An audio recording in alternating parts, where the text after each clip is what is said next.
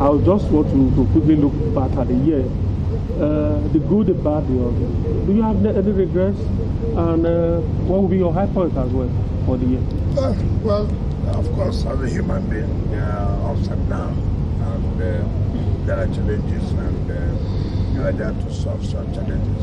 But generally, one would say that it has been very good for us. We have seen a lot of changes in FCT, which of course is what people expect us to do. For me, it has been a very tremendous year, even though we may not have achieved what we have set up for ourselves because of one or two, setbacks, So I would say that it's a very good year for us. I will believe by the time we get to next year, the residents of Abuja will see more positive changes in the territory. And for you as a person, are there moments of regrets? Are there things that maybe on reflection now you could have done differently? Like I said, in the last 1 year. Like I said, I'm human. You don't expect things to be smooth all the time, But I don't have any regrets. Every role I've taken, everything I've set out for myself, I've been able to achieve it. Yes, there could be one or two setbacks, like I've said. It's bound to happen, but I have no regrets. Every decision I've taken, I have no regrets. Not even the encounter with a young man, a young naval officer? That's what I'm saying. These are things that you expect in governance. That shouldn't be why you should regret. No. These are the things that in governance these are things you expect to see. And then if that happens, that shouldn't be why you say there are problems. No. These are the things you are bound to surmount. And with this surmount it, so we're happy about it. I'm sure there's so much to remind the Honorable Minister about this last 1 year.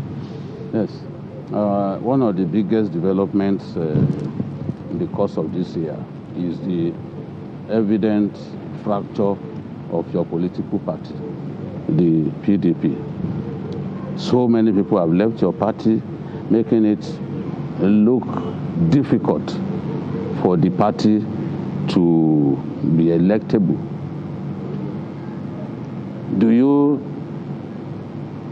still see yourself as a committed PDP member?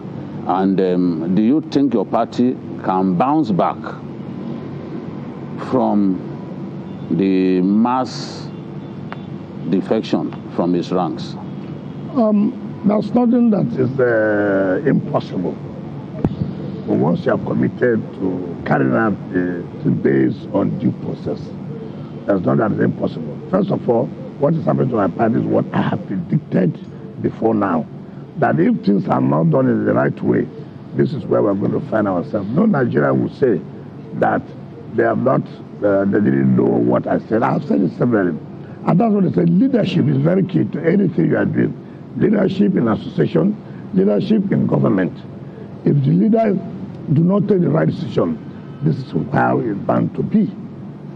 And what do everybody? We have had this kind of issue before, when the party did not collapse. Nobody was affected because the leadership was committed to seeing that certain changes are made in order to keep the party going. But when you have a leadership that is not even focused, a leadership that is very selfish, a leadership that does not understand that in politics is different from a business, and so you are bound to see what you are saying today. And if they correct themselves, obviously, mind you, this is a party that is known in all grassroots. This is a party that's known in all Nigerians. It's not a new party. From 1999, People's Democratic Party has been in power, and unfortunately, in 2015, they lost to the APC, and still retained quite a good number of seats. Also, good presence in the National Assembly. We have a leadership that's not focused. We have a leadership that does not even know what to do. We have a leadership that does not even take any suggestions, and that is where we are. So if the leadership is committed and comes back to say, look, we have made a mistake. Why is it that things are happening this way now? What do we do to correct us? You see, it's not just to take over government. You have to position yourself. If the leadership is right, okay, look, by 2027, it's likely that we may not make it. But are we going to allow the party to die? can't we start to build up? Let us take the right decision against 2031. It's all dependent on leadership. That's all I would say. Okay, but let's get into it now then. You're sounding like you want unity and collaboration between leadership, but Seyi Makinde is accusing you of doing the opposite. So if we get into his media chat that happened not too long ago, he mentioned you by name and said in a meeting with the president that you were present and the president's chief of staff was present, that you said to the president that I will hold PDP for you. And then he said that he went with you to the veranda or the balcony and said, this is not what we planned, or this is not what was agreed to. And then he said that if you're free to support the president if you want to, but he is free not to. Now, is that factual? Because he said other people were there. That's a blatant lie. And that's why, you see, Seyi Makinde has never called me Wike. Never. That's the first time I hear him say Wike. He has never called me Wike one day. It's unfortunate. First of all, you ask yourself, what was that meeting? What was the purpose of that meeting that would have led me to say, Mr. President, I will hold PDP for you? Why did Seyi Makinde not come up all this while to tell the party, see what Wike is doing? I was in a meeting and see what Wike said. It is not correct. And let me put the record straight. There was no such meeting. Rather, my humble self, the former governor of Benue State, Otom, the former governor of Abia State, Ibazu, the former governor of Enugu State, Ugwaye, and Seyi Makinde, we went to see President. That's the G5. Yes, we went to see President to discuss, of course, elections were over, to discuss about certain things. While we were there, the Chief of Staff, of course, you should know that the Chief of Staff is always around the President. I was one who said, look, Chief of Staff, come and show that you can, remind the President of what we have discussed. There was nothing like a meeting. We booked to go and see Mr. President. So you could not, it is completely out of place for anybody to say that in that meeting, I said to Mr. President, I will hold PDP down for you. That's very unfair. Very, very unfair. Totally unfair. And you see, I have told everybody, frustration, if you can see, if you watch Seyi Makinde on that media chat, you can see frustration. And this is a young man who have advised severally. Politics is not like being a contractor with Shell. Politics is not like being a contractor with a mobile. It has different rules. It has different. When did Seyi Makinde come into politics? When did he come into politics? And you see, there's nothing wrong in having ambition. But the ambition must be tailored according to the rules. Ambition? What do you mean by ambition? Running for president or what? He has not even had the guts to tell us that he wants to run for president. Let him say that he has told anybody. But we know we are not kids.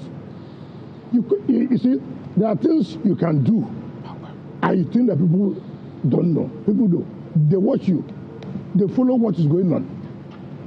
How did PDP enter this crisis? It is Seyi Makinde's ambition. How did we enter the crisis? He went and arranged with some people to make sure the National Secretary is ousted. He allowed people to go to the State High Court in Enugu. When you know that the State High Court has no jurisdiction over that matter, they got a judgment. No problem. Samaya went to the Court of Appeal. On appeal, Samaya won. We all agreed for the party to move on. Look, convention will be coming. Why not allow this to go on? We have only 1 year. So what are we pursuing? In the convention, you will make sure those who don't want them to come back will not come back. He refused and went to Supreme Court. When he got to Supreme Court, he lost. He still believed that no, Supreme Court said the party has no jurisdiction. Come on, what are you talking? Who appealed to Supreme Court? You and your colleague, you and your co-host appealed to Supreme Court and you lost.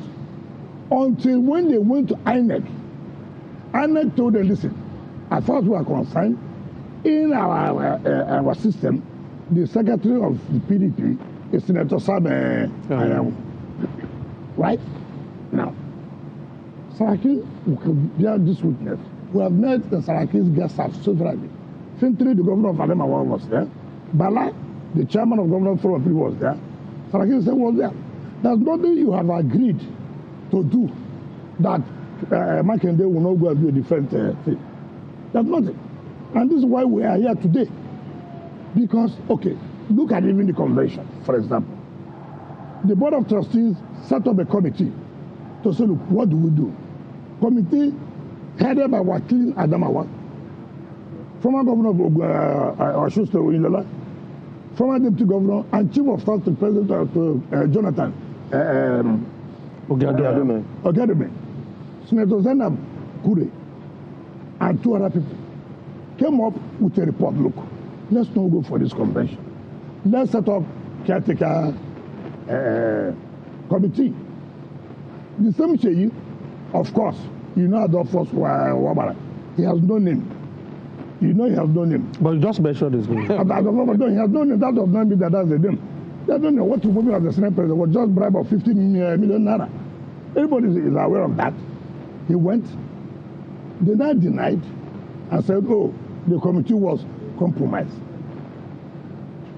There are 2 judgments of the Federal High Court, Justice Omotosho and Justice Lifi. Substantive judgment, not orders. Sheyi Makinde, frustration can make you do a lot of things that will cause damage. He went to Ibadan State High Court to obtain an ex parte order. State High Court to obtain an ex parte order for them to still go on with that convention. How could an ex parte order override substantive judgment of 2 courts? Of course, he had done his so-called convention. INEC was not there. INEC refused to recognize them. Then, in that same matter, INEC filed a preliminary objection to say that, look, court, you have no jurisdiction over us. Why would we be a party to this? And the court agreed and struck out INEC name. So there was nothing binding on INEC. The same person now had gone to the Federal High Court in Ibadan to recognize them. Recognize the convention we have done. A convention that Federal High Court has said you cannot go ahead and do.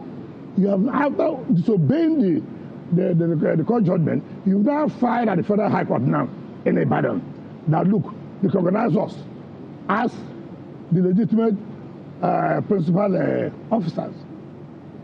That has not been settled. He has gone again to file at Federal High Court in Abuja against police until the secretary so we can use. Why not wait for the Federal High Court to say, okay, you are the legitimate principal officer? So the point I'm making is not, look at where PDP is today. Look at the crisis. Something that would have been easily solved. Listen to the voice of elders. Don't go ahead. Let's form caretaker committee. Today, PDP has no candidate in Ekiti State. Today, PDP has no candidate in Osun State. Now, when you say one-party state, who is making us have a one-party state? If you have listened to people and allowed due process to take place, would the issue of one-party state arise? You are the one who is creating one-party state, and yet they are accusing the government of trying to have a one-party state. Just listen to what people have said and follow due process. By now, we wouldn't have been talking about one-party state. Now, having taken wrong steps that is destroying your party, you are now accusing the other party of wanting to have a one-party state. It doesn't make sense. Excellency, if I may, before Rotus asked that question, leading to Mr. Sheyi Makinde's chat,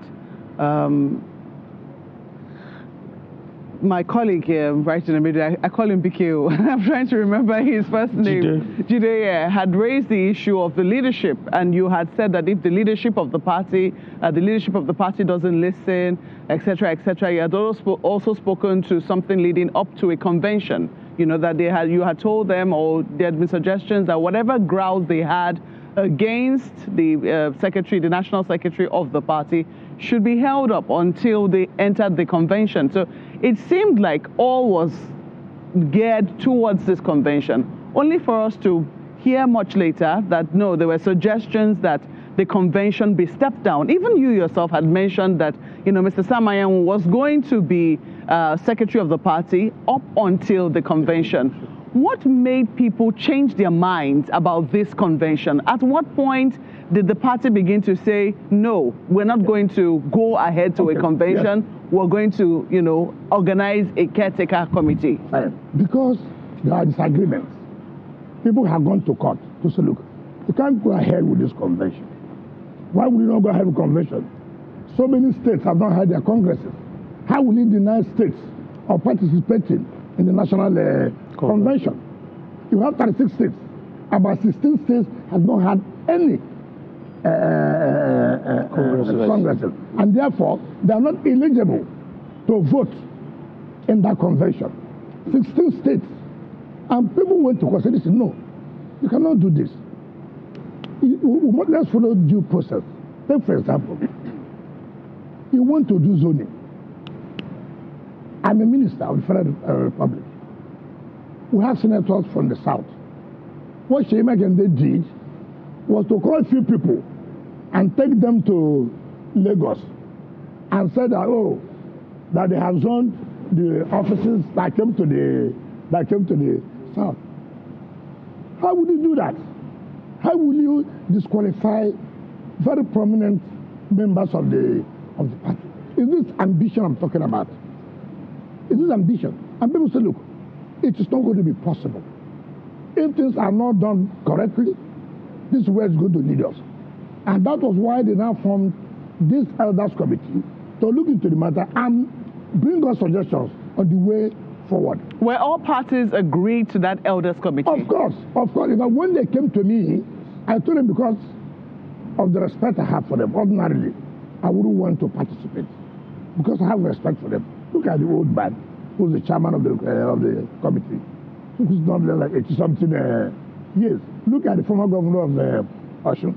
Look at Senator Zarab Ekure.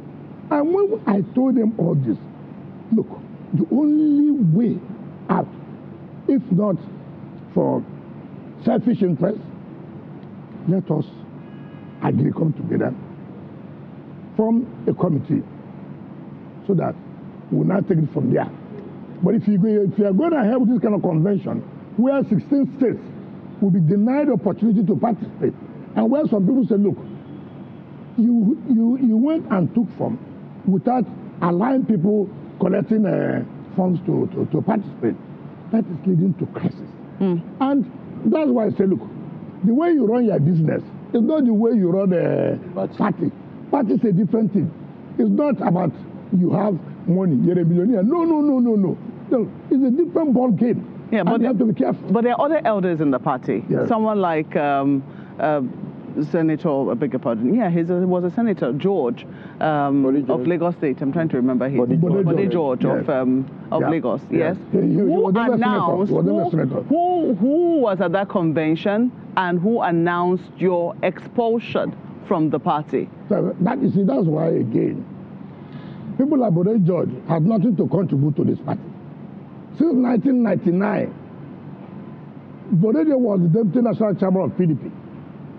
Have PDP ever won in Lagos? Since 1999, you claim as a leader. They've won seats in the House of Reps. What is winning? We're talking about Lagos State. That you win one seat for how many years? Since 1999 till now. The only thing you say, oh, PDP is strong. You use the PDP strong based in River State. We will produce anything you want to produce based on another state. But in your own state, you're not able to win anything since 1999. So how can you allow such a person to begin to dictate to the party. You see, party means that what can you contribute? As I sit here, as a PDP member, and anybody who knows my position knows my position, who said, if you don't do this right, we will not support this. And will support the president. However, in the National Assembly, governorship, and state assembly, PDP won. That means we have something to contribute. You, every day you come out on national television to talk, because you have no job again. So when you say people like Bodejo, he's an old man, yes, but was more relevant. And he supported your agreement that, you know, there must be, how do I put it now, that, you know, the presidency must go to the South. I have always canvassed that. Yes, at that point, was he relevant to you or not? No, it has nothing to do with supporting that the president must go to the South. It has relevant is what you contribute from your state to give to the party. It's not that you said the presidency must go to the South. Okay, having said so, what will happen in your state? If the presidency goes to the South, then we'll fail in your state, or won't have anything of what is relevant, simply because you said presidency should go to the South. If you mean that presidency should go to it, will mean that you have to work in your state for us to actualize it. To deliver. Okay. To deliver, if you cannot deliver, I mean, it doesn't make sense. Okay, Your Excellency, there is now a 13-member caretaker committee led by Abdurrahman to manage the affairs of the party for the next 60 days. Yes. But under the constitution of your party, Yes. sections 29 and 31 of the constitution of your party vests that power in the NEC. Under which authority was this particular caretaker committee set up? That was NEC. Mind you, at the so-called Amala Convention that was held in Ibadan. Of course, you know, people want to go and eat Amala. So that's why I call it Amala Convention. That had, remember, the chairman of the party then had already abdicated, right? Those of them who believed in that convention had already abdicated. Now, the national secretary, the legal advisor, the deputy national legal advisor, the organizing secretary, and all of them are still members who said our tenure will expire December 9th. I'm a member of NEC. So NEC met and said, look, we cannot allow a vacuum. There cannot be a vacuum. Because if I allow a vacuum and their tenure expires, who will not parallel the affairs of the party? Was there a quorum? Of course. No, but nobody has anybody come to challenge that there was no quorum. So, as it is today, in fact, we are even going to sue INEC. We are going to sue INEC. INEC has no choice but to recognize the caretaker committee. They have no choice. Because their tenure having expired. You don't expect that there will be no caretaker to run the affairs of the party. I remember that we have said we must obey court judgment. We must obey. Having obeyed the court judgment, who said there should be no convention, and the tenure was going to expire on the 9th, of course, it's natural that NEC had to sit and say, look, let us now appoint caretaker committee that will now run the affairs of the party till when the convention is now held. And the committee was set up, and they were told that it should take all steps to see that those states that have not had their congresses will go ahead and hold their congresses. Thereafter, there will be a national convention. So, as it is today, the appropriate authority that can talk about PDP is the caretaker committee. These are the people who came up for the Amala Convention. Of course, they've seen it. They are not recognized. And INEC has said it. But the mistake INEC is making is that to say, oh, there's no committee. We wrote to INEC that NEC is going to take place. We wrote to INEC. And decisions will be taken. And the decision was taken. And caretaker committee was set up. And you cannot allow vacuum. No, it's not done anywhere. Okay, first, Honorable Minister, one of the most significant developments in that 2023 election cycle was the formation of the G5 governors in your party. Yeah. And Governor Makinde was a prominent member of that team. Now there's a political break in that your group. One of the things he said during his media chat, which trended, was that when he was when you were still in law school, he had already made $1 million. That also suggests that perhaps your political disagreement is now turning into something personal. So can you shed a bit of light on your political or personal relationship with Well, it's most unfortunate. I didn't come to talk about money. If he had $1 million, I thank God for that. And at least my sister is also enjoying that $1 million. If my sister enjoyed that $1 million, I'm also enjoying. But with due respect, that's why I say frustration. I ran for the presidential primary of PDP. I didn't say she used 1,000 naira in my primaries. I never saw it one day. 2, it's only in Nigeria I have seen where somebody was awarded a job of $1 million. He made profit of $1 million. And nobody's talking about it. I just saw him one day. He brought a document that he made, that he was given $1 million contract. And again, he made profit of $1 million. I pray to Almighty God that one day too, I will have a job of $10 billion and make profit of $10 billion. That means you won't do the contract. Well, that's what it has shown. That's what it has shown. But let us not be petty. I had my first degree early, before 1990, I had my first degree. Law was my second degree. That time, I was talking about 1999. I was chairman of one of the most important local governments in this country. I've never been a contractor. He chose to be a contractor. I choose to have power, and I had the power. Remember, he was here doing contract with Shell. In fact, he comes. I didn't know he was going to marry my sister anyway. So, my vehicles have been impounded. Please help to release my vehicle. That is power. That's government. I was in government. He has to do the business according to the rules I've set in the LGA. And so, what is whether you make $1 million? But you also forgot the same man that had no $1 million. First of all, Sheyi in 2007 ran under AMPP as senator. He lost. He lost. Sheyi in 2013-14, Munikat Adiola, former leader of the House of Reps, one Senator Jose, we call him Hallelujah. They all brought brought Sheyi to me to give him the structure of PDP in Oyo State. The man who had no $1 million, he had $1 million. But he came to the man who had no $1 million to help him to get structure. We said, no, we will not give you. We gave it to Taslim. He went to SDP to run as governor. He failed. He failed, which is $1 million. He failed. Now, it was before 2019, he came back. We said, okay, now, we are ready to give you structure. I was already grounded in politics. I was grounded, but I had no $1 million with me. But the man who made $1 million is going around looking for people who help him to have a structure. It's the one who gave him that structure that Sheyi became governor in 2019.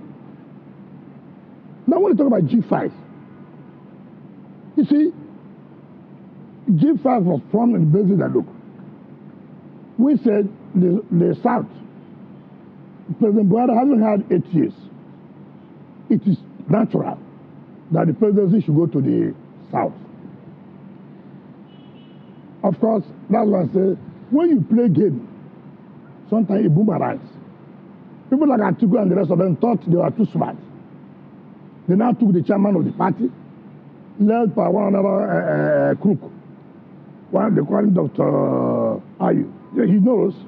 He can't sue me. I've said it severally. This is not the first time. Yeah, but for the fact that you are on national television, not just one channel, no, but everybody so knows. many networks. I've said it more than 20 televisions. Yeah, but you can't call somebody a No, but let him without... sue me. No, but he took bribe from Atiku in Lagos. That's another one. No, let him. He knows now. What is that? Look. We know ourselves. We know ourselves. I mean, for me to say this, he should know that. He should have sued me to court until now. He can't. But anyway. Your Excellency, no, let me finish. Are you saying crooks know themselves? Is that what you're saying? If you're a thief, don't you know yourself? A thief should know himself that he's a thief. But are you a crook? Because you said he's a crook. You said he's a crook. We know ourselves. No, the point I'm making, we are in the same party. We are politicians. Okay. We know ourselves. We know who is who. Okay. That's the point I'm trying to make. Okay. Because people would think ourselves. Those who would think that are those who already have something in mind. You know, all I'm saying is that we're in the same party, we are the same politicians, we know who is who.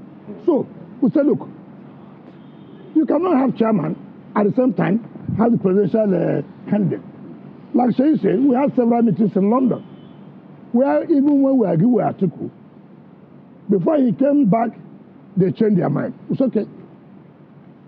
If he does not resign and allow the South to produce a chairman, then there'll be a problem. Of course, you know that time, they had this belief that President Buhari was supporting them. So for them, everything you say, we have already won the election. We said, we are not going to support you. And we will not support you. And PDP failed. It's not that we're happy, but let there be justice. Let there be fairness in whatever we're doing. So, give back net. Let me tell you one thing that you should know. When we agreed on this, Sheyi's problem was the issue that he was not giving ministerial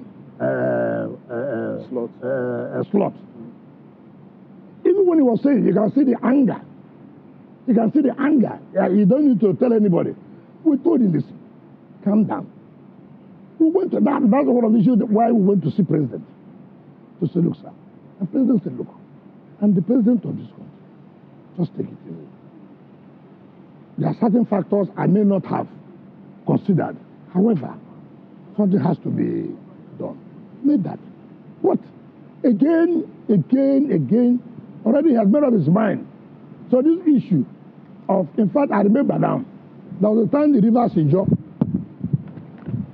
had a reception for me in Port Harcourt here. So when autumn, that was just to bring you back, when autumn, the former governor of Benue, they went to speak.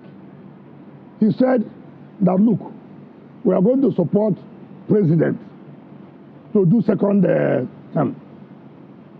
Sheyi Makinde, now, in Wednesday, replied on page of this paper that, why would you say such a thing? I called him. I said, yes. Even if he says so, you don't need to go and react. All he would say, let's call it meeting. This statement you made, it's too early to have made it. But for you to do this, you are showing as if there's a division amongst us. Like I said, frustration has come. And sometimes too, and you know, having made that $1 million early, he reacts. So, because when he looks back, he sees the letter of $1 million. He forgot that Dangote was not the first person who made $1 million. But today, he's the richest man in Africa. You know? Could it be possible, sir, that all along, for a very long time, at different instances, Governor Makinde had shown to other members of the G5 that his own political interest, his own political future was completely different from that of the members of the G5? So I'm noticing, like I said, when we met in Lagos, George's Hotel. We met in West Carlton, where I used to stay. We have met in his house. We said, look, you are the governor we have now. Whatever that is going to happen in the Governors Forum and the caucus meeting, let us know so that before we go for such meeting, we'll be able to know what to discuss. He never one day. And that's how we came to realize that he's behind removing Senator Samayan was to make sure he achieves the total control of the party. It was when we now saw that, look, this guy has a different thing in mind. And for us, I've asked him one day, listen, if you are going to run for president, tell us. We are the ones here that are going to make it happen. I'm not going to run because it will be unfair for me to go and stand in an election against the person who has appointed me. I mean, at least I have conscience. Even though people were rumoring, oh, the careful of Wike is going to run, you know, those kind of things. Now, and I told him this. I want the South to see me tell the president. But if you run now, how would you not think that you will do only one time? Will you go and negotiate with them that you will do one time? It's not going to work. How would they trust you? How would they trust you? Because you know, once you have the power, it's a different thing. So they will prefer for the president to even finish the 8 years than you to come and do 4 years and then later you blame for that you want to do second. Let us. This has to be planned well. You have to be careful. But like I said, money can make you not to see well. You know, the kind of money the governors have now, we never saw it. That's why most of them make mistakes. They think everything is about money. When they look this way, look at what that has come. In all my life, as governor for 8 years, I have never received a refrigeration account throughout 1 year. I've never received 1 or 2 million. Never. The records are there. This one now, you see, don't you wonder, even states, who you thought that are now making budget of 1.something trillion. Why? Because the removal of subsidy by the president, which was a bold step, has now made money available to the states. And so most of them are blindfolded. And I tell people, money has its own limitation. Money has its own limitation. It's not everything. People say money is everything. No. There are areas money can go. But goodwill can go. Goodwill can go.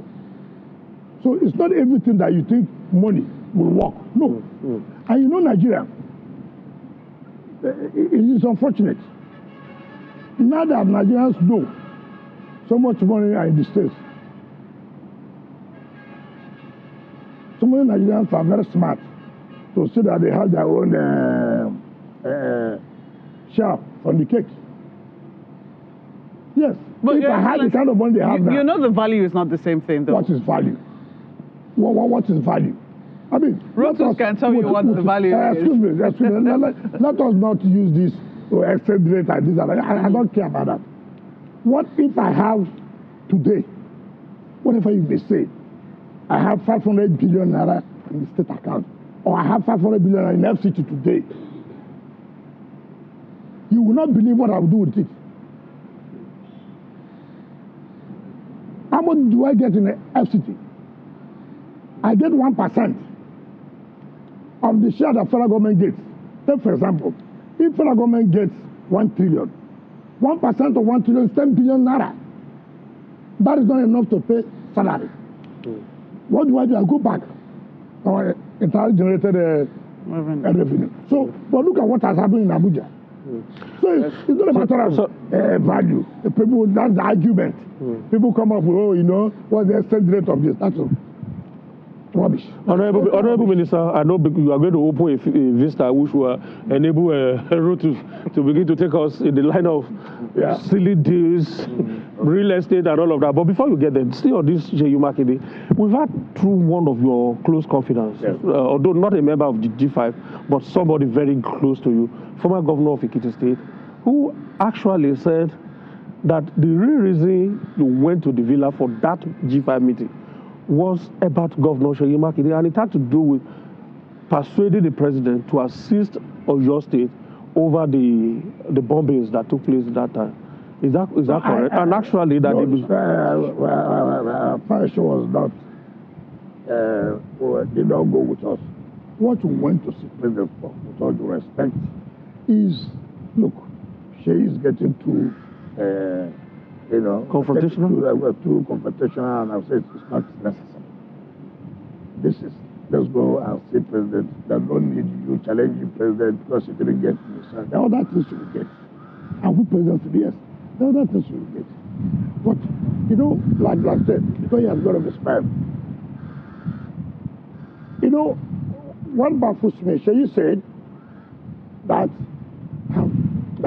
I told President I will hold PDP for you. Okay, assuming, though not considering, assuming I said so, assuming.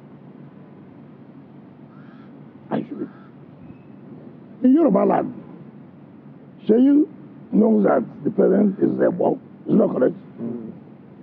Is an elder person. I'm not a Yoruba person. I assuming, and there was such a meeting.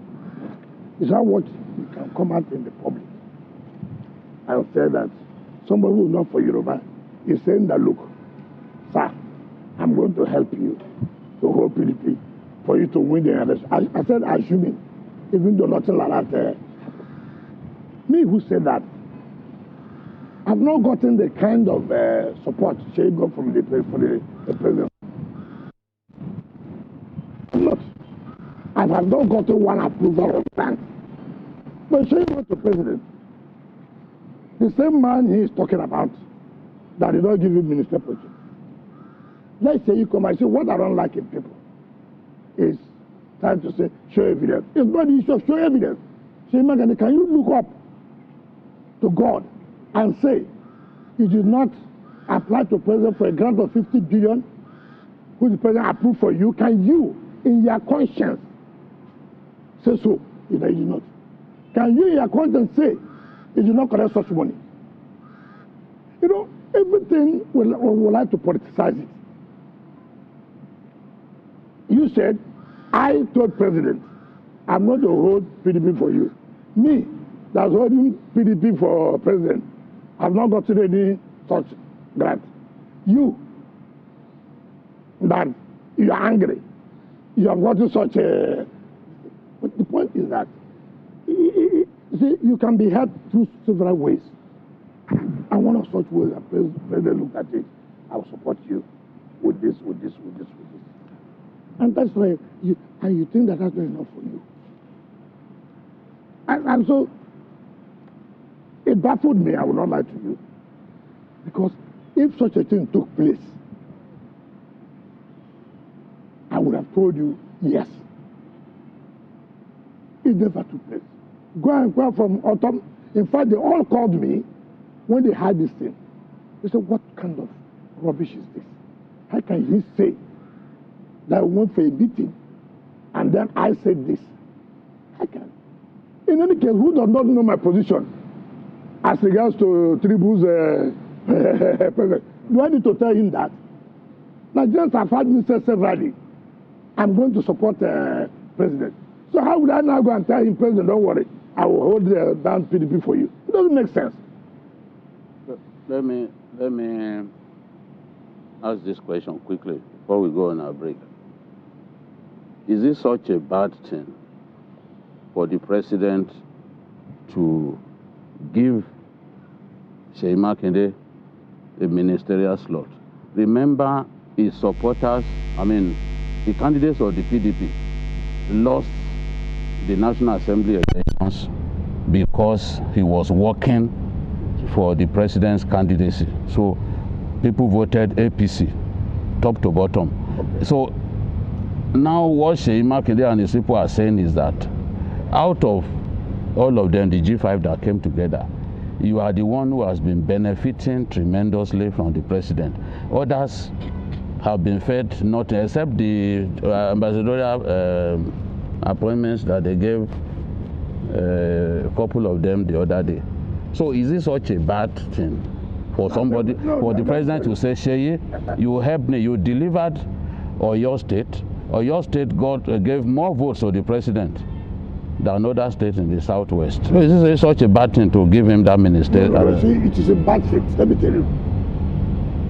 When you say that PDP lost because he was working for president, why didn't PDP lose in Rivers State because he worked for president? Who took out the National Assembly seat? The president won. It's not the same election. That is not correct. Remember, the president also is a Yoruba man. There's also that sentiment that we have to vote for our own. It's there. It's there. So it's nothing to do with because he worked for president. That's how you lost out in National Assembly. It's not correct. If that is the issue, then we would have also lost out in National Assembly here. Wait to the same election. We told our people, vote for president, National Assembly, don't vote for APC. And we achieved it. Now, I'm not saying that there is anything wrong in president giving you ministerial slot. But mind you, he's a president. There are things you don't know that he knows. If the president has called you and said, look, listen, there are other things. When he said me benefit, what did I benefit? The benefit is that the position that will come to Rivers State, take for example, Wike, National Population Commission, will you be given to anybody other than Rivers people? That is the outcome. The position that will go to NDDC, Rivers State must be represented. Will you be given to, because you're a G5, you go and give it to somebody from Oyo? No. No. As a minister, I have a duty to also make sure those of them who were all together also benefit in other ways.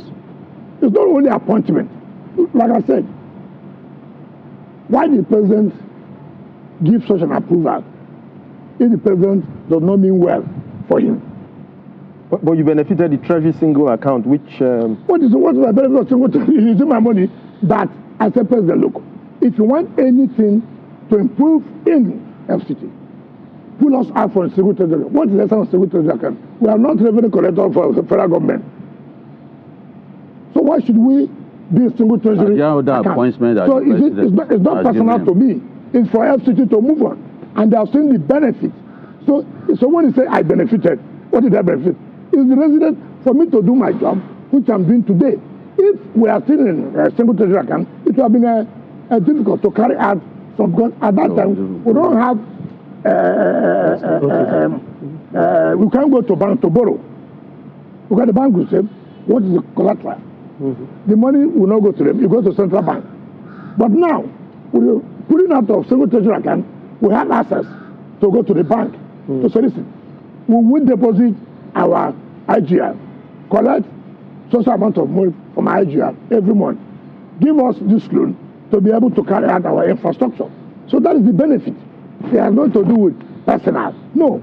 All right. We're going on a break shortly, but I'm sure Rotus will... the minister is talking about... yes, we're still on Sheye Makinde. Yeah. So I want to clarify if Sheye Makinde, from your perspective, is someone who can be trusted, right? You've said he's lied about the meeting. Yeah. The $1 million seems like it's an exaggeration. The mention the amount of money the states have made from IG after the subsidies are removed, right? 2.4 trillion last year to 3.6 in or 2. That Mr. President, by his own magnanimity, approved this for you.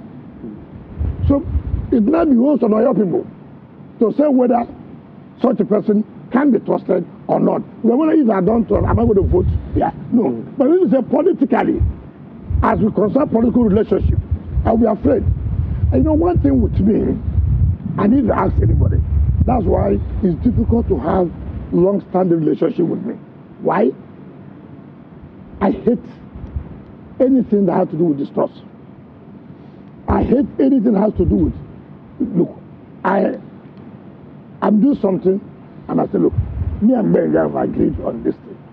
And then I see the step Ben guys taking, which is not in tandem with what we have agreed. I have to be very careful with such a character. Okay. In fact, I wasn't the situation to even go and lie. It could have been if you have even said, that's what we're discussing. that I said so. Well, I was okay. But to say that we had a meeting with the president, first of all, who are those in that meeting? You said Chief of Staff in Saturday.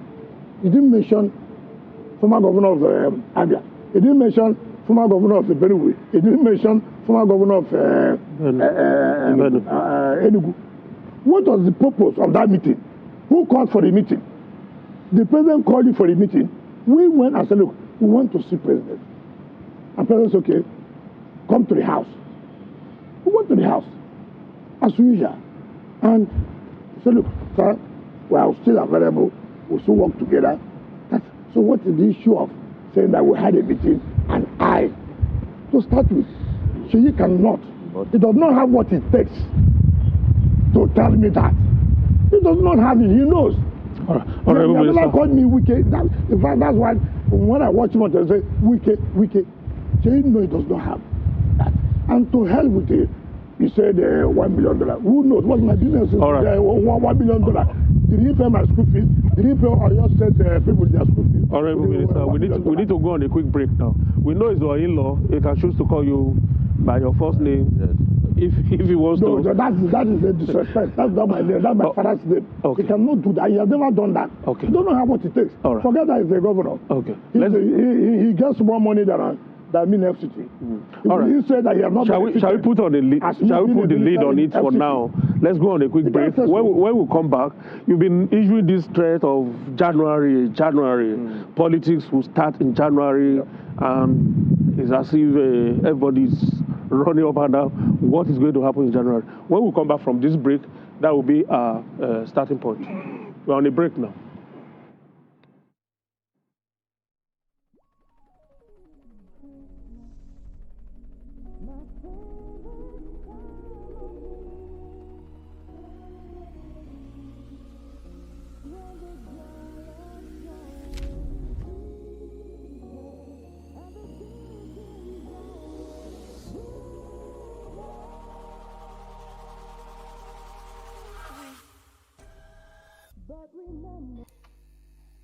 Just remember, love's the bottom line at Christmas time. As we gather this period, let's bear in mind the reasoning for the Tuesday. Mr. Producer, let's not forget 10% of streaming costs for layout. That's okay. Hello, my dear. We are not doing talking this Christmas. Go to market and find me an ostrich. Don't go things in a fugazi. Whether on a house or a pool party. If we like to go party to 5 December, we are coming outside. Christmas is the best season to chop rice and to chop chicken. All of my guys get the dough with the tiger. All my girls gonna show with the fine clothes. And you know, love is available. This special miracle is nothing without love. Let it show everywhere you go. Tell everyone you know. The reason for the season is your loving and your giving. Christmas always brings us together.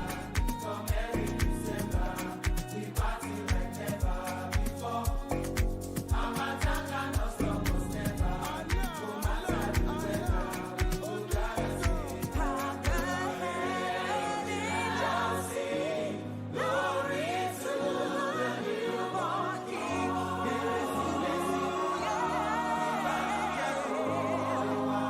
So let's love each other and party like never before.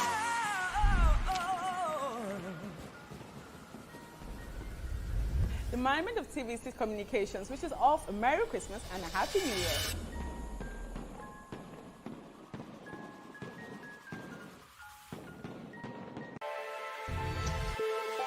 Every weekday on Business Nigeria, we uncover the secrets of the financial world. We analyze the stock market, shares, bonds, and the thrilling world of cryptocurrency. Facts matter. Our team dives deep to separate facts from popular opinion. We simplify complex government policies as it impacts your everyday life, helping you navigate the ever-changing financial landscape. Watch Business Nigeria every weekday at 2 p.m. only on TVC News. First with breaking news. And the winner is TVC.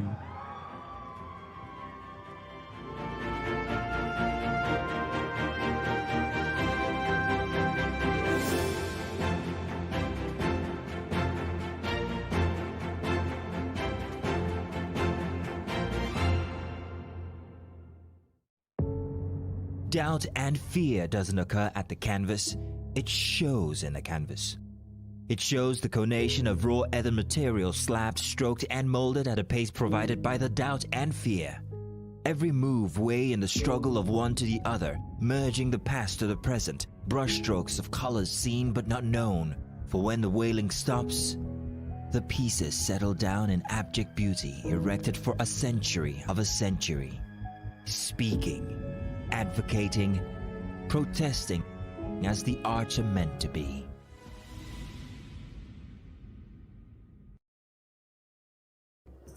Across continents, Nigerians are making their mark, building businesses, shaping landscape, creating impact, carrying the green, white green with pride. But beyond these success stories lies one powerful truth.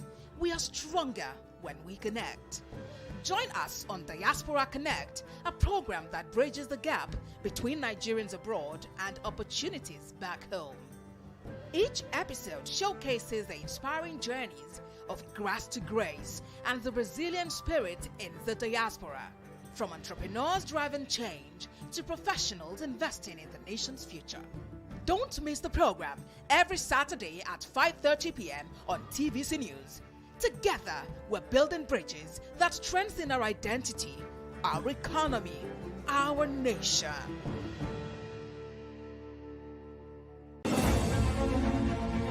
Meet Benga Oreshegun, a fearless voice and an advocate for the truth. He's bringing fresh energy and bold insights to Journalists Hangout. Get ready for deeper analysis and dynamic perspectives. Join me and Babajide Kolade Otitoju with other veteran journalists on Journalists Hangout. Weekdays from 5 p.m. and on Sundays 1:30 p.m.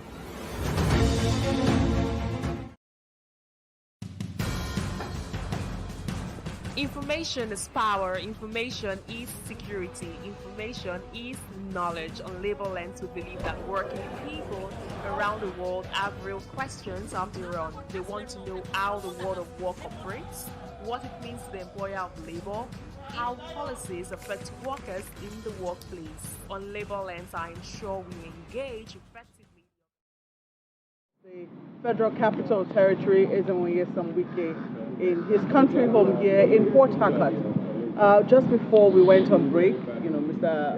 Benga had already teased that we were going to be doing switching conversations or switching gears and talking about the talk you had about politics starting in January, especially as regards what has been happening back home here in Port Harcourt. One of the incidences that happened this year was the state of emergency declared in your home state, which you had said you were not happy about.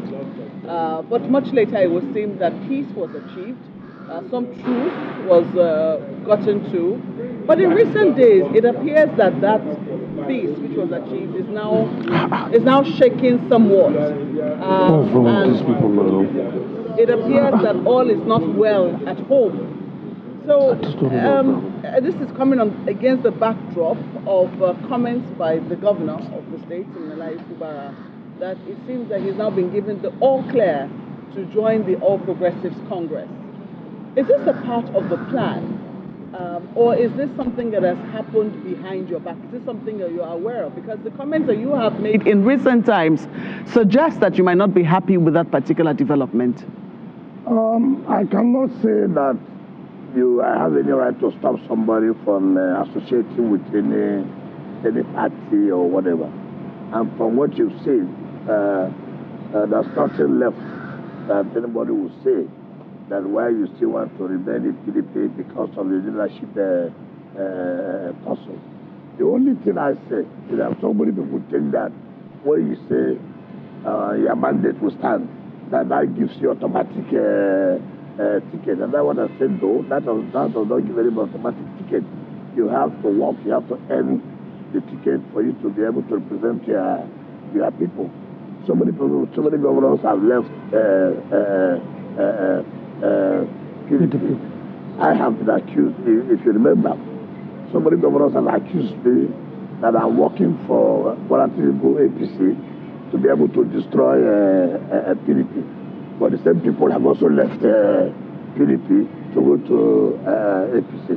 So they're not surprised that my governor had to go to APC. No, they're not surprised. It doesn't need my clearance. I'm not the owner of APC. So it doesn't need my clearance for it to say it's natural. You saw that assembly people left for APC. You saw that all the party council chairmen left for APC. I mean, it's natural that the governor will also have to leave for APC. Yeah, but the comments you have made suggest that these are developments that you are not happy with. So, for instance, in recent times, you had a meeting with leaders from Obiakpo and other local governments around the Query, saying that we cannot be used and dumped.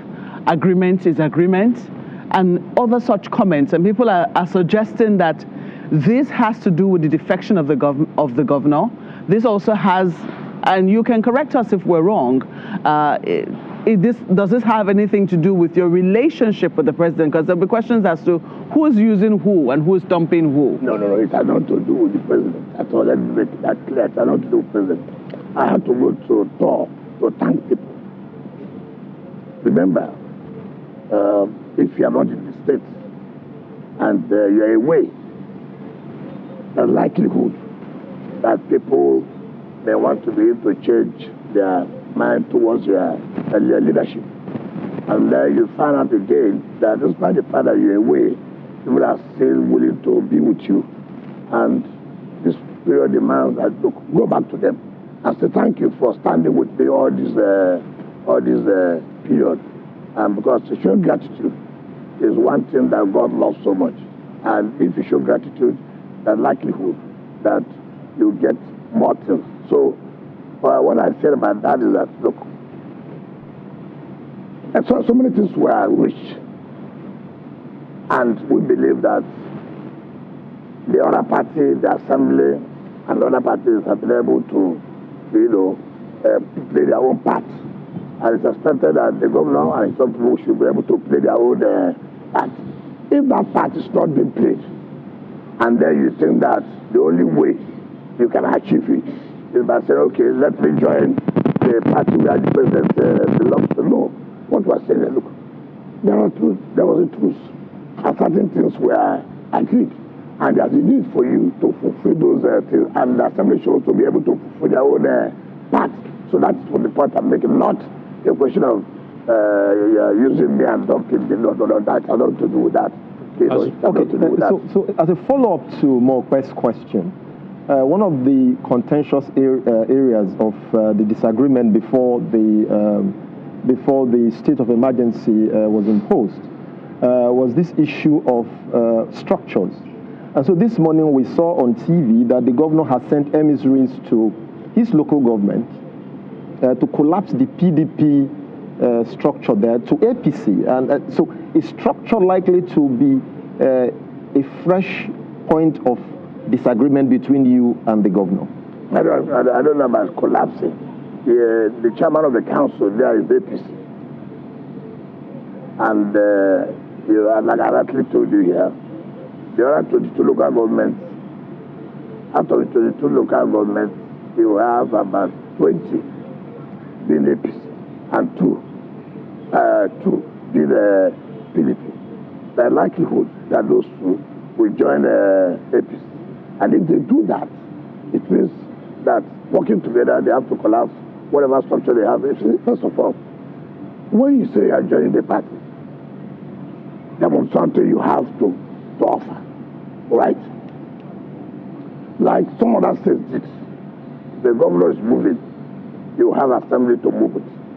You have council chairman to move it. You have party chairman to move it. You have national assembly to move it. But in this case, these people have already left on their own, by their own volition. The National Assembly was one that took the first decision. Remember, when the Assembly defected before, they did not defect. All they said, on your mandate, we stand. That is not defection. Because all they said, they are going to support Mr. President. And then the night came out to say, well, this time around, they supporting Mr. President, we have to join his party. And the same thing has happened to the other candidates of PDP who said, look, we're also defecting to to APC. So it has nothing to do with the local government collapsing APC, PDP structure. For here in Rivers State, I can tell you, we have always maintained that Mr. President to be supported. Whether you are in PDP, whether you are in APC, all of us have maintained that we have to support a president. This is not the first time. We did it in 2023. Even when we were in PDP, we supported Mr. President. But the point I'm trying to make is that so many people are now thinking that the moment you shout on your mandate, it becomes that is automatic that you have a ticket. I don't know. That supporting president has nothing to do with that. We are supporting president. Does not mean that we must have automatic ticket. We are supporting president based on certain factors, which we have seen severally. Let me just butt in here. The question people are asking is how much longer do you have left in the PDP with all the people around you, the local government chairman, literally all the local government chairmen in your state in the APC now, your governor too in the APC, federal lawmakers in the APC. So how much longer are you going to remain in the PDP? Oh, the main fact that people have left and gone to APC does not mean I have to leave. No. It's not correct. So are you a member of the PDP? I'm a member of PDP. That's why I'm still there. That's why you see he's not happy. Even when all those around you, all your foot soldiers are all in APC? No, it's not correct. That you're a member of the assembly or a council chairman or a member of that assembly does not mean that there are no other persons. It's not correct.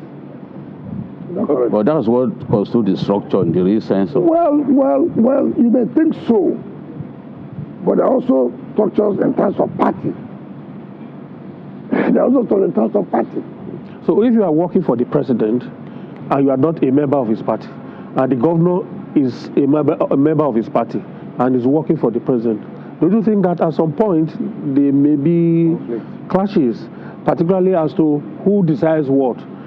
When he defected, for instance, we saw the party's national machinery moved in his favor to receive him. Well, it was registered with so much fanfare, giving membership 001, and he also declared and proclaimed himself the leader of the APC in Rivers State. Can I tell you something? Where does that leave you? Can I tell you something? When he said fanfare, he came to APC with who? He said, what is 001? That's his membership. Let me tell you, there's nothing like in the state 001. You register in your ward and your local government. It's in your ward. So if you are 001, it is in your ward. There's nothing like state registration called 001. There's nothing like I've registered in the state as 001. Everybody registered in his own ward. You could be the first person to register by virtue of your position. But operationally, as a sitting governor, he becomes the leader of the party. I don't know about that. How would you not know that? I don't know about that. Because if he says so, who's the leader of APC in the Lagos State? The governor. Your Excellency. You see that? Your Excellency. So there are exemptions to the rule. Yeah. There are exemptions to the rule. And the leader of NMPP in Kano is Kwankwaso. So let's not go into those kind of things. See, leadership is not because I'm a governor. Leadership is not because I'm a minister. You must have something that makes you a leader. Today, if I say I want to go to APC, that will be the end of even talking about it. I'm not going to. You will see other states. You will see other states joining. Leaders in other states who are in PDP will join. That's what they call a leader. I'm not a leader that's concentrated in the states. No. If today I say, look, gentlemen, we have had enough of PDP, we have to move. Watch those who would the camp in Benue. Watch those who would the camp in Plateau. Watch those who would the camp in Abia. Watch those who would the camp in Edo.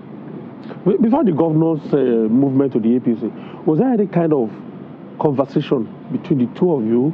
Were you in the know that that was going to happen? Because before that time, sorry, sir, before that time, the governor had been in the public seen complaining or responding to people who accuse him of abandoning the peace pact.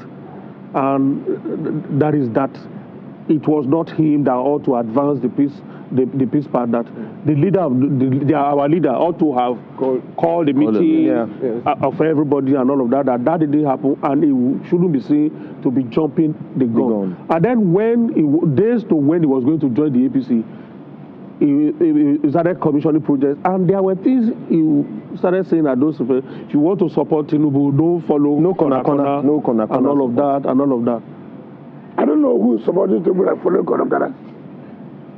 Well, he was referring to you. Wouldn't that be a direct reference? How could that be when the whole Nigeria knows that I'm one supporter of Tinubu? What is corner? When I have stated openly that is what I will do. When the whole governors of PDP have accused me that I'm working for Tinubu, so how could that be a corner? Yeah, but what happened to that peace pact? If I'm doing corner, the assembly people will not go. The council chairman won't go. If they won't go. And let me tell you, I've always stated this, that why most people don't trust politicians is this issue that people don't keep to their words, and which is very wrong. And I don't want to be that politician. I want to be a politician that I have said something and go and sleep. This is what I've said.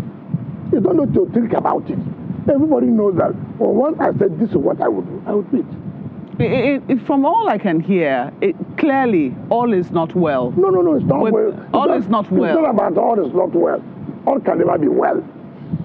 Why can't all be well? No, in politics all can never be well. But most things should be well in politics. But that's why nobody fights. Because it was alleged that there was a meeting, I think, that you broke out in Abuja. The governor was present and all of that. Look, and there were certain things that were to follow. I have always said that what I don't like people who are economical with the truth. And I don't like that. The governor cannot say that I have not broken a meeting between Speaker and the leadership of the House. The governor cannot say that I have not broken a meeting between the elders, which he was present in Chief Alabama South. You see, that's why, I don't like politicians who are economical with truth. There are things that shouldn't come to the national television to begin to talk about. It means that you are not matured. But that's why I said here, can Sheyi in his conscience say this and this and that? Can the governor in his conscience say, no, there was no meeting that was held between himself, Speaker, and the leader? Yeah, and there was some conditions. Would you say that they will never call a meeting of the Elders Council? See, look, I'm a politician. There are certain steps you take. There are certain steps you should take that people will know that indeed you are serious about this. Take for example, nobody told me to go and visit the assembly. I have to look, I'm a politician. Assembly, I'm coming to visit you tomorrow to say thank you for your support. I don't need anybody to tell me that. I don't need anybody to tell me I call National Assembly this festive period. Thank you. We all work together. I believe we continue to work together. Nobody will tell me as a politician. I call party chairman to say, look, if we have been here, giving us support all this while, I know we continue to work together. I don't need anybody to say I should do that. I don't need anybody. I don't need anybody to say, look, to call, look, how are you? This I wish you Merry Christmas and prosperous New Year. I don't need anybody to tell me to do that. And these are things I talk about, whether you are serious. There are steps you take. So when somebody says, the governor, that I'm going to call a meeting, first of all, it behoves on you too. What role have you been playing? It's very laughable So this peace deal Take for example now, no, just take for example. What stops you to put a call through the speaker? Speaker, how are you? How you doing with the Christmas? I wish you prosperous new year. Do you need me to call a meeting for you to wish them happy new year? Come on. And people like to, that's why I say it depends on what's in your mind. And people also believe that the moment you say you are working for Tinubu, it means that. Also, no. I have said, assuming PDP does not have crisis now, how many people would have left PDP? How many people was able to say whether they are PDP or not, I will support Tinubu? So the issue of saying, who? This is the man who the whole Nigerians have known clearly. Ask, how many ministers have been abused the way I'm being abused? Why? Everybody knows my stand. Everybody knows my position. It's not hidden. So when people say, who is following Korakana? Who? When you know, you the journalist know, this is Wike's role, what he's been doing. He said he will support president, and he has supported president. I don't think, after, like I said before, after president are the most abused politician, why are they abusing me? Why are they not happy? So can I say, is it safe to say then that this truce that was achieved this year is now gone to the wind? I don't know. And if the governor said he is not going to represent the 2025 budget, because we understand that was also an issue. If he was not going to represent it because the sole administrator had already presented that budget to the National Assembly, and the National Assembly already passed a 2025 budget for Rivers State. If anybody is talking about the budget, it should be 2026. If the governor's argument is along that line, will it not be right? That's why I'm saying that. See, when you say right, that's not like right in politics. Well, politics is give and take. Let me tell you. You see, you must take such a stand when you know you're in control. You don't take hard stand when you know you're under control. You don't do that. Nobody does that in politics. Okay, take for example, I can tell you this. In 2025, the president was to go and present budget. In 2025 budget. 2026 will be? No, 2025. Okay. He got intelligence that there are some things moving on in National Assembly. He shifted it and called the leadership for discussion. And they discussed. And then he moved on to go and present the budget. You cannot say, I will do, I will not. No. Nobody does that in politics. Nobody does that. You should know that, see, even if you have the control of the house, you must not take them for granted. Politics, you look at the United States, the Congress, they move left, right, and center. The president has to go and lobby, right? It's allowed. It's not there where you say, oh, I must do this. You must say that if you are the one who is totally in charge. Okay, so just to follow you don't do that in politics. It's give and take. So there are things that you do underground. Even me, as I'm preparing my 2026 budget, which I will send to Mr. President, and Mr. President will send to the National Assembly, I must talk with the House Committee. I must talk with the Senate Committee. And now that you just mentioned in charge of FCT. You just mentioned the senator or the Senate Committee in charge of the FCT. What about the senator who was elected from the FCT, whose relationship with you has been a bit frosty since she was elected? That's again when I say I don't like people who play double standard. You see, politicians should be careful. Why? Okay, let me show you, as if I knew. The senator wrote me a letter. Senator Ireti King? Yes, wrote me a letter. Recently? Yes. showing appreciation of what I'm doing in Abuja. This is the Sheyi Makinde style. You two are bringing out documents from... No, let me tell you. Because I said, let me tell you. This has nothing to do with $1 million. We insist on reading that letter so that we can be sure what is inside. Look at it. It was dated 14th November 2025. His Excellency, Barrister Nyesome, Honorable Minister City, appreciation for the rehabilitation of Kunene Street Road, Matama. I write to express my appreciation to you and the Federal Capital Development Administration for the recent rehabilitation and fixing of the road in Kunene Street, Matama. On behalf of my fellow residents, please accept my heartfelt thanks and that of the community for your dedication, for your dedication to service and your continuous efforts in ensuring that Abuja remains a model city. Kindly be assured of my continued collaboration in advancing the development goals of the Federal Capital Territory. Sincerely, Senator Irete Hiba Kingibi. Thanking me for my dedication to making sure Abuja remains a model city. It doesn't remove the fact... I'm coming to refer. Yeah. So if we have that kind of relationship you're talking about, what are we saying? The point is... just a moment, Your Excellency. Are you saying then that you're collaborating with her or that you're consulting with her?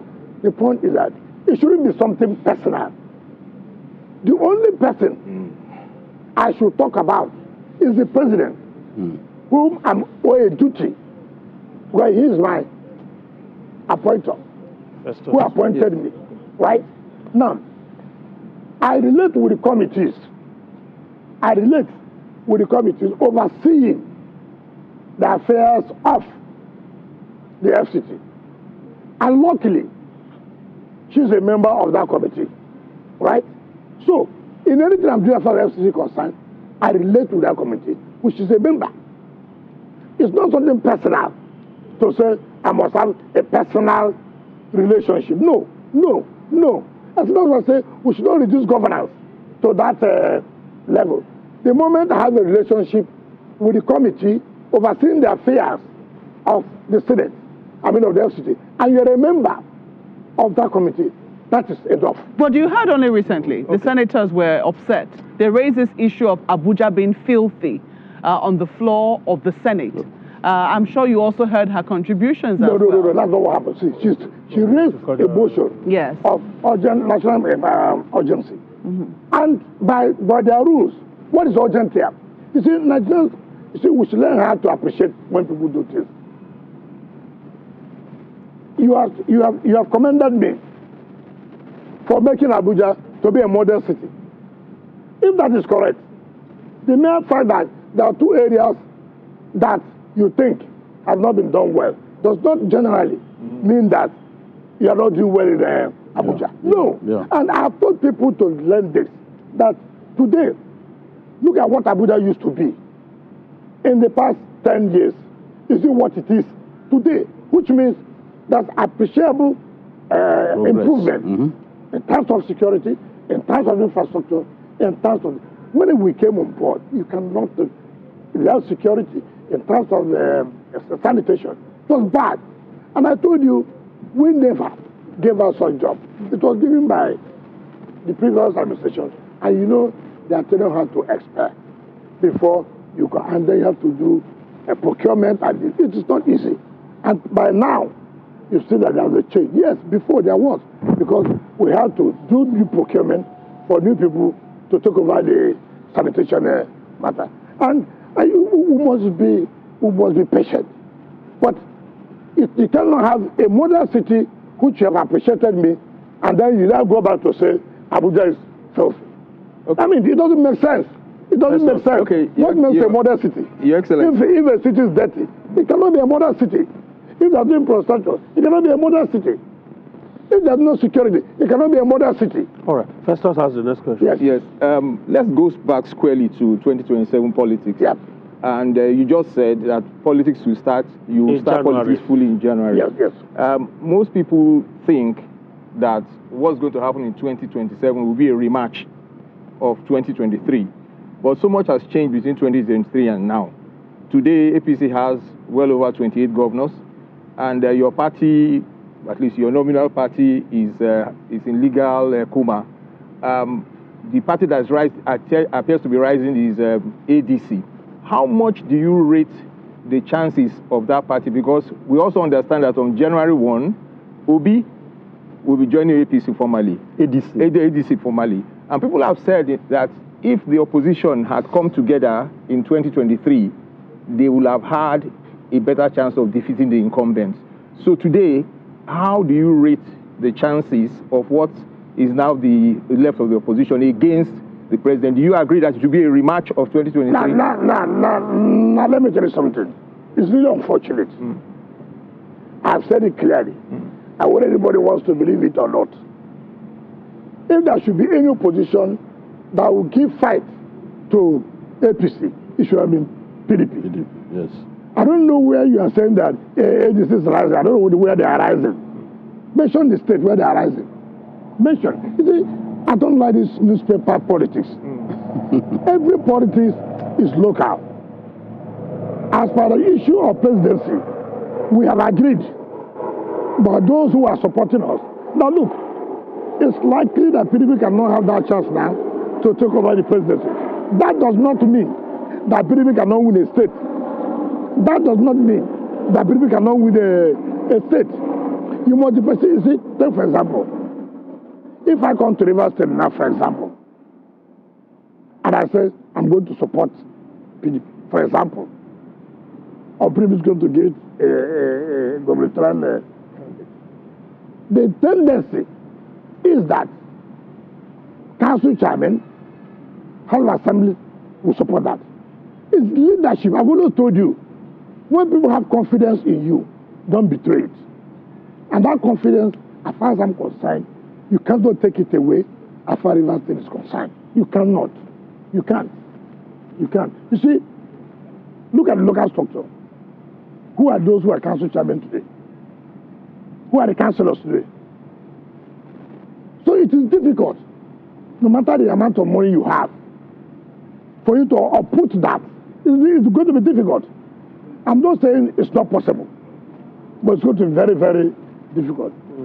If our own team says we're going to support you for governorship, you go home and sleep. If we say we won't support you, you have to fight it hard. That's the point we are trying to make. So when I say politics general, let me tell you why I say so. Next year is a political year. Why is it a political year? Primaries will take place in the various political parties. So as a politician, you have to let everyone know, listen, we have to organize ourselves, we have to be ready to play this politics now. We are taking 2 years talking about infrastructure in Abuja. We are taking 2 years talking about security in Abuja. We are taking 2 years to talk how do we fix the sanitation. Listen, area councils will take place in Abuja in February, right? Do you think, as it is today, that PDP will win that election in the area council? With what the administration of the president has done, it will be difficult. What of Labour? It will be difficult. What about what? Labour. Yeah, that's also what I've said. But you see, for you to win, you must put your house, you know that it is not easy. And let us tell ourselves the simple truth. See what is happening in Abuja today. Under whose administration is that? It's under the administration of Ahmed Bola Tinubu. And so people have that sympathy for him. It is not as if it is PDP. No. Look, well, Abuja people don't like voting for the ruling party. No, that's before. Because you have to show what you've done. You see, today, why would they vote for the ruling party? When you have not gone to the rural areas to do anything for them. When you have not seen anything in the city. Today, go to rural areas. See how the roads are springing up everywhere. Today in the FCT capital, see how the development is going. So why would you now say that, look, we won't vote for the ruling party. But you know that there are parts of the elite that are not happy with what is happening in the FCT. It's natural. It's natural. You cannot have where everybody's happy. I've already told you this. So how are you measuring the fact that the president will win or that the area councils will go to the APC as a result of what is happening when you know that everybody might not necessarily be happy? How do you measure with developments in the FCT? How do you support candidates? You support candidates based on what your party have been able to do. Let people, whether you like Asuwaju as a person or not, shouldn't be, is what has he done to change FCT? So for some people it may be what has he done for the FCT, but for some people it will be what has he done for me? No, you cannot do everything for everybody. It's not possible. Even if he stays there for 20 years, it will be difficult. But that's the correlation that politicians need to make. No, please. No, that's not correct. Today, if I'm supporting area council chairman, I have a reason to say, vote for this person. Why would they vote for him? They'll vote for him because I can count. Gwagwalada, see what you have done. Buhari, see what you have done. Abadi, see what you have done. That is the truth. Except you have a personal thing. No, Your Excellency, let me put it like this. No, let me tell you. You won't even let me land on the question. No, you have said elite. No. Look, let me tell you, who are these elites? Maybe not just where are they? Land and rent administration is a key area of concern in the Federal Capital Territory. Yes. There are feelings that land is being taken arbitrarily and partiality in land and rent administration. And Mope was talking about disaffection. This is potentially an explosive. That's why there are certain decisions you take that will not be palatable to everybody. It has been like that. And when you take a decision that affects the elite, obviously, someone has come to make a change. And that change is affecting you. Suppose they then make political gains out of that. Oh, how many of them? How many? Look. Take for example, in the river park, I have no business. People should know what is the history. That is a land that was given under Abasu Joseph to some Ghanaians who go under Jonathan something. Now they came and said, look, we needed partnership with some Nigerians who will be able to help for approval for development. That's how they had the issue of Polo Homes. Polo Homes does not have any agreement with the FCT. No. And unfortunately, that lease agreement had expired. And what we did, in order not to deny Nigerians of that property they've got, it was okay. Look, Polo Home, you have no business with FCT. Jonathan something, not Jonathan as president. Sorry, you understand what Jonah Heights. Jonah. So now, the agreement you had with FCT had expired.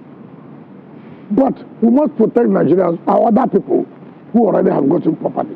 And what do? We give them direct CFO to protect them. Ordinarily, if we go by the rules, whatever you are doing with Polo Home will not stand. Now, and I said, look, we will cancel the CFOs that the Polo Homes are giving and give to those Nigerians directly. Let them have their direct CFO, not under this with Polo Home. But by law, there's no relationship. But people don't want to hear the truth. I was saying nothing should go ahead again. And the man went to court. He went to court. Instead of him to wait the outcome of the court, he using that to say, oh, let us be developing. Nobody does that. I stand in the development control director. Go and bring the whole thing down. He can't go to court and using court to now begin to develop when you don't have the order. Your Excellency. No. So people should know that it is difficult. The government did not do it yesterday. Does not mean the government will not do it today. So many things happen. And you know a lot of them have complained.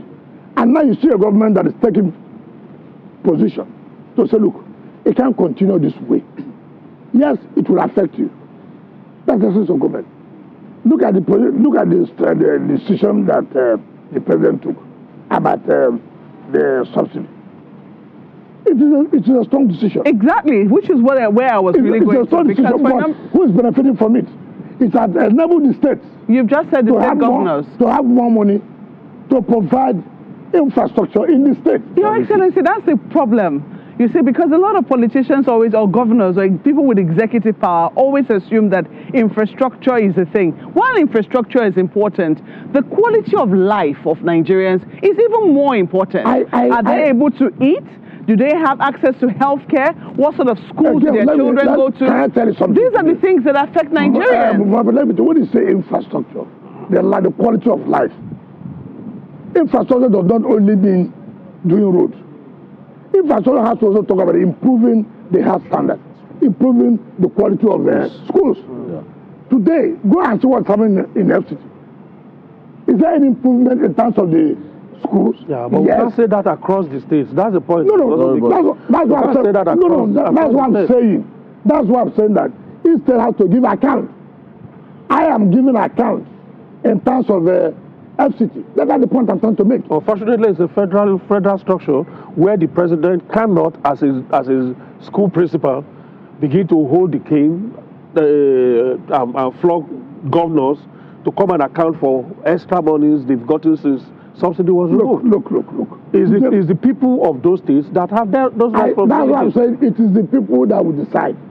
But if you are saying in FCT, can they say that improvement in terms of change of quality of life? See, one thing I've always told people, you can also say, for example, if you don't have a good road, that will affect your life. And negatively.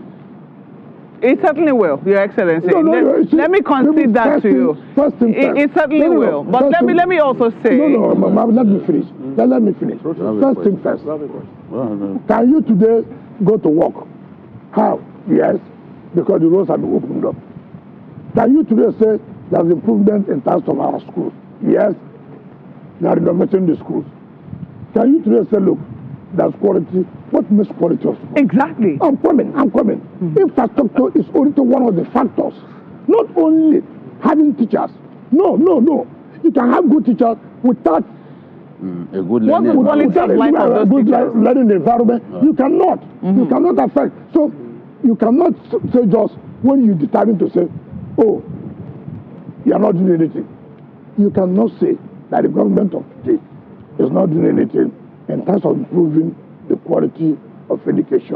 All right. One second. Honorable Minister, Rotus has something new to throw into the mix. Just to follow up on that, safety is what I want to ask you about, just to follow up on safety. So the Presidential Enabling Business Environment Council has its 2025 rankings of the states. The FCT is in the top 5. It's Lagos, Kaduna, Oyo, FCT, and Ogun State. But me talking to entrepreneurs that are there, they've talked about the roads, they've talked about the flyovers, the infrastructure, and they've commended your leadership of that. But they do talk about safety. You've seen what's been going on with the insecurity around the country and so on and so forth. So what are you doing to make things more safe for business owners and individuals? And that is why we're making the environment to be enabled, to create an enabling environment for business to move on. That has to do that. You have to improve security. If you don't have good infrastructure, you cannot talk about doing business. You cannot. Let people not roll away. Our problem is that we think that these things have to be done at the same time. No. Take first that for government, for infrastructure, for business to improve, there must be good road network. It is very, very critical. It's one. Okay. 2, there must be enabling environment in terms of security. Have we improved the security in FCT? Would you say no? No, you can't say that. Well, that's what you're saying. That's what the report says. That's what I'm saying. That's what you said here in terms of ranking. Yes. That Abuja has improved. Yeah, but in terms of security. That's what I'm saying. Which is a component of that report. You cannot be ranked. And when there's no improvement in security, you cannot. What about health? Right? That's what I'm saying. Your people's problem about health is that, one, you will have provided, first of all, you have to talk about infrastructure in terms of health. You have to talk about it. You have to. Are we doing anything in terms of improving infrastructure in health? Certainly, yes. Yes. But, you see, when you say, you cannot only take one issue. For you now to say, nothing is happening. It must be cumulative. For you to say Abuja is doing well in terms of business, why are they doing well in terms of business? Because certain parameters are used to judge. So it's not good when you sit down, you say, okay, this is not working. And therefore you conclude that nothing is going on in Abuja. I've told people, take things step by step. Yes. As it is today, go and see the contracts that are awarded in terms of improvement on the schools. Not less than 200 schools, as we speak now, is going on with renovation. If the schools, you don't have good infrastructure, if you don't have the best teachers, it will not work. Yeah, but Your Excellency, we cannot remove the place of teachers, quality teachers, quality health professionals. That is the problem you are having. You are saying that, first of all, take it that, have they taken steps, first of all, to improve the quality of education? And what are those steps? Improve infrastructure and terms of schools. You cannot, I have always told people this, and that is the mistake in assessment. You don't just say, oh, you cannot say things are moving when the quality of teachers. No. First of all, you talk about quality of teachers in terms of the quality in terms of training. You cannot say, if you have good teachers and there are no good schools, it will not work. Can I ask you, how would you measure? No. Because we want to have some, we need to have some quick takeaways. We have just about 5 minutes left. Just about 5 minutes. And we need to have some quick takeaways. One is on the issue of... You are asking a question. Okay, do you want to ask? I thought it was my time. Okay. All right. We cannot deny that governors have so much money at their disposal now. I know a governor who takes on the average 77 billion naira a month, one of the South-South governors. What advice do you have for these governors at this time? I also know a governor who admitted that he has done in 2 years what he didn't do in 4 years. In fact, it's the Kwara governor that told me this. So some of them are doing something. But in what areas do you want to see improvement on their part so that people can feel the impact of this subsidy removal that has brought in some people? That if the president has made it possible for you to have access to funding, what it means that you have to use such funding to improve the quality of life. How do you talk about the quality of life of citizens? You talk about good schools. You talk about good road network. You talk about improvement in health. You talk about agriculture. Yeah, but again, it will be wrong for you to say that because all these ones have not been done, therefore nothing has happened. It's wrong. I've told people that you have 4 years in office. You've taken 2 years. You still have another 2 years, which means you still have opportunity to change things. So if I have said, look, we have done good roads, we have done renovation of schools, that means we are taking steps to improve the quality of life. Whether anybody likes it or not, when you talk about assessment, when somebody comes to Abuja, for example, what's the first thing that matters? They will say, look, Abuja is not changing. Why is it not changing? The roads are bad.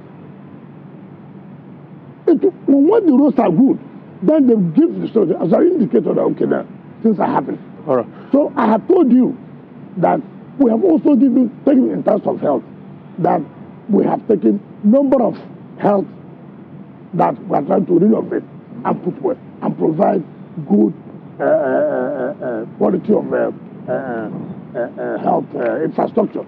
It's important. It's very important, but I want to bring things back to Rivers State. Your body language so far today, you said you cannot say on your mandate we can stand. That gives you a ticket to join to another party. You said as a leader you have to not break agreements. You've also said that joining a party means what can you bring, what can you deliver.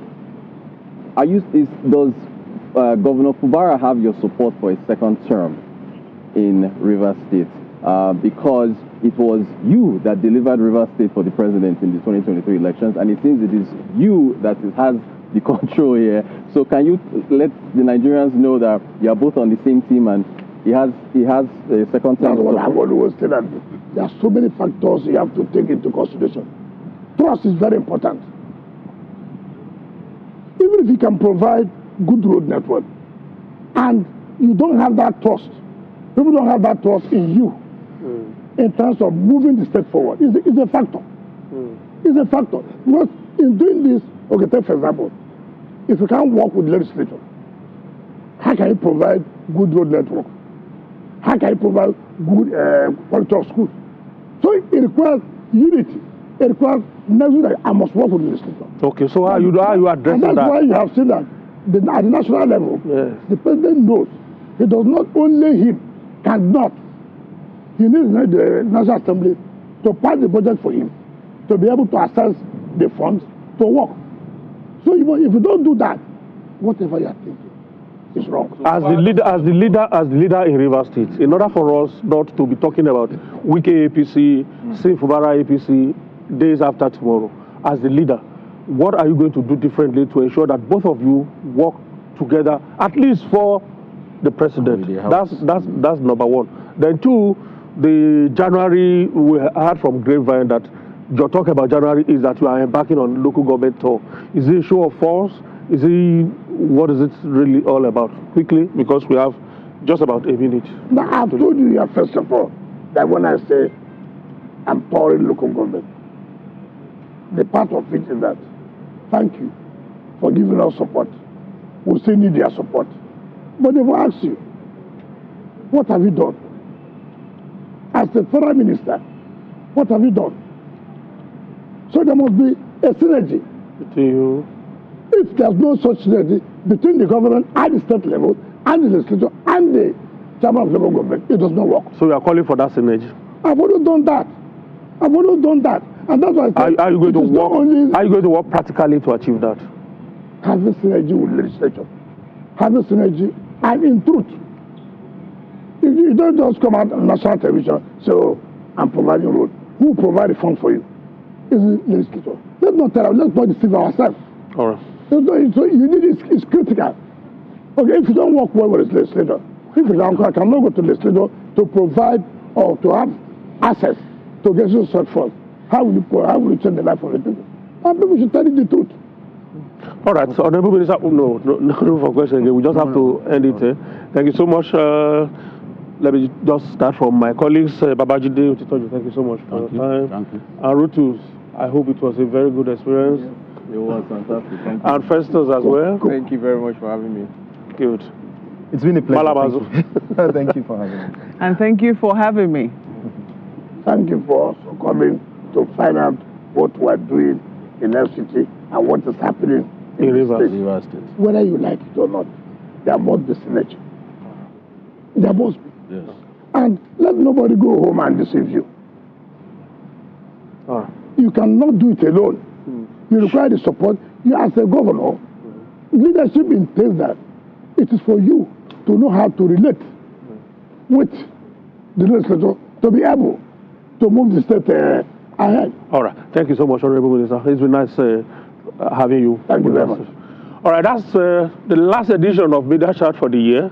It's been a very wonderful year. We look forward to events of 2026 as they unfold. The minister has already promised that January is going to be the flag off. We'll see you then. My name is Benga Arulema.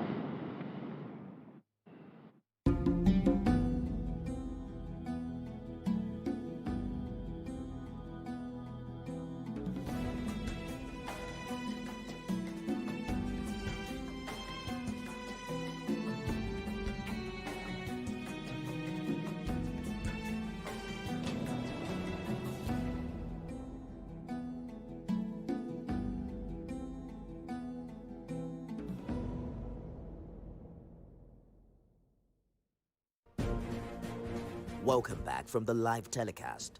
We'll now continue with our regular programs. Stay tuned.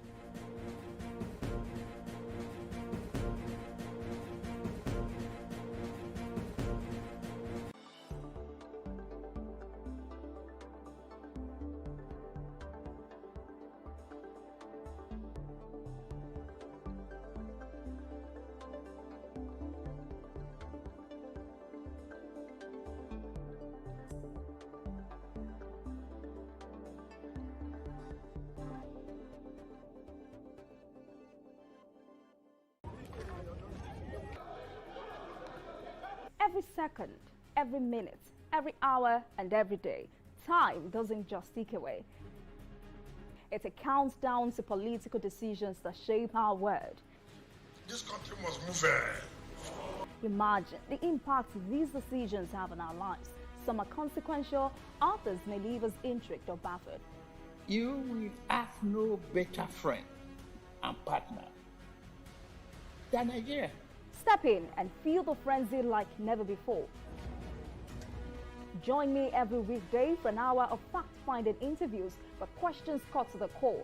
How would you say your administration has fared in these sectors? I will dig in to get to the heart of issues, from local politics to global insight. Join me as I unearth the power plays, jaw-dropping revelations, and the unfiltered truth.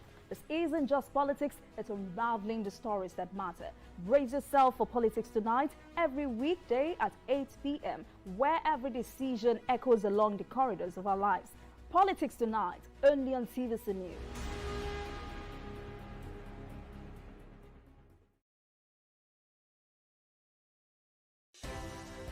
At TVC News, wherever the big news story is happening, we're geared up to break it.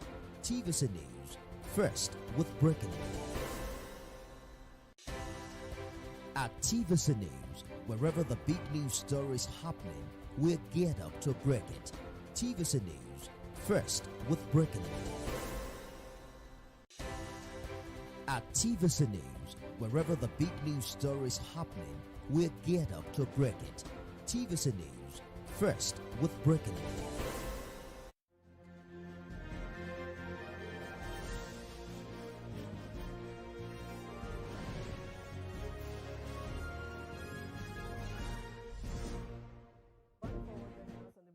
We are live from our Abuja studio. We begin this half hour with the arrest of suspected killers of a professor of neurology, Ekanem Philip Ephraim, nearly 2 years after the murder. That's according to the operatives of the Department of State Services. A credible source confirmed earlier today identifying the gang leader as a 24-year-old Patrick Etim and his accomplice Basia Sukwo, who is 40 years old. The suspects were apprehended at a medical facility in Cross River State on December 27th while planning to kidnap another medical bigwig. According to the source, the DSS had been tracking the kidnapped ring since Ephraim's killing in July 2023.